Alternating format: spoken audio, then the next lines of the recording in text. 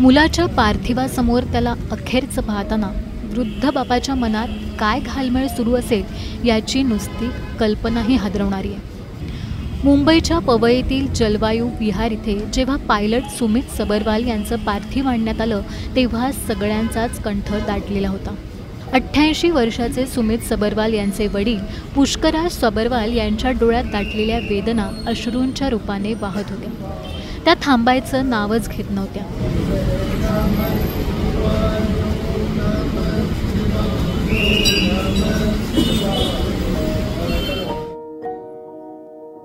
मंगळवारी सकाळपासूनच पवईचा हा परिसर गहिवरला होता।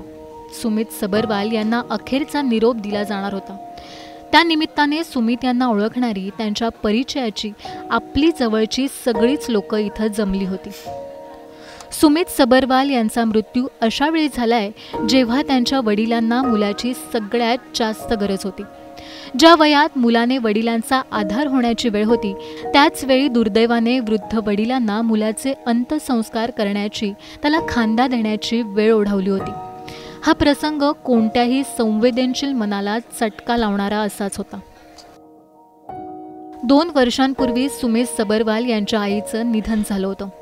त्यानंतर सुमित हेच त्यांच्या वडिलांची शुश्रूषा करत होते। पुष्कराज यांना एक मुलगीही आहे, पण ती दिल्ली तिच्या कुटुंबासोबत असते।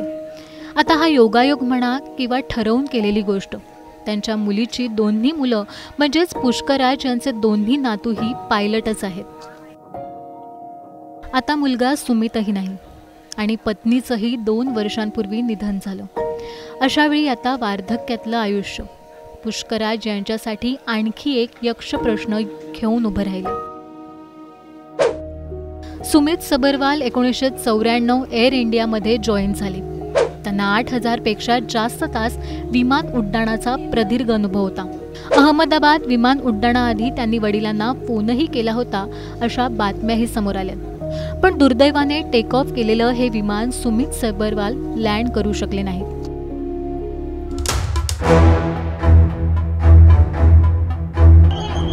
विमानाचे दोन्ही इंजिन फेल गेल्याचं कळलं होतं। विमान कोसळणार याची जाणीवही सुमित यांना झालेली होती, पण उड्डाणानंतरच्या त्या 30 ते 32 सेकंदातही त्यांनी लोकांचा जीव वाचवण्यासाठीच काय काय करता येऊ शकेल याला सर्वाधिक प्राधान्य दिलं। मृत्यू डोळ्यासमोर दिसत होता, पण त्याही वेळी सुमित सबरवाल यांनी दाखवलेल्या स्थितप्रज्ञतेचं, त्यांच्या प्रसंगावधानाचं करावं तेवढं कौतुक कमीच आहे असं जाणकार सांगतात।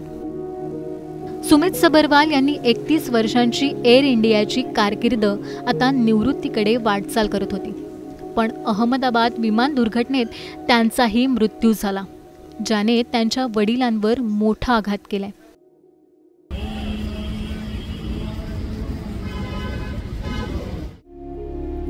दरम्यान सुमित सबरवाल यांनी विमान दुर्घटना टाळण्यासाठी नेमकं काय प्रयत्न केले होते याचा आढावा घेणारा हा व्हिडिओही पाहायला विसरू नका।